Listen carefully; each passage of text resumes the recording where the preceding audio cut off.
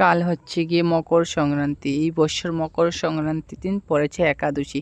তার জন্য অনেকের অনেক ভিন্ন ভিন্ন কোয়েশ্চেন, ভিন্ন ভিন্ন মতামত।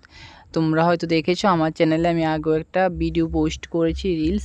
তোমরা দেখবে, আবারও আমি তোমাদের জন্য বলছি, সবাই বলছে, তার জন্য আমি রিলসটা তোমাদের উদ্দেশ্যে বানাচ্ছি। মকর সংক্রান্তির দিন কোনো কিছু প্রবলেম নেই। তোমরা অবশ্যই লক্ষ্মী দেবীকে অন্নভোগ নিবেদন করতে পারো। যারা একাদশী ব্রতটা রাখছো তারা অন্নভোগ নেবে না, প্রসাদ নেবে না, কারণ ওই দিনটা আমরা ভগবানের জন্য ফাস্টিং থাকি, পঞ্চ রবি শস্য বর্জন করি।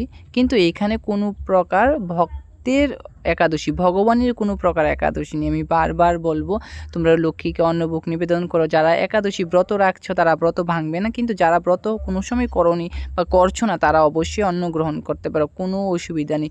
জগন্নাথ ধামেও কিন্তু কালকে অন্নভোগ হবে, তার জন্য কোনো অসুবিধা নেই, সমস্তটা তোমরা করতে পারো।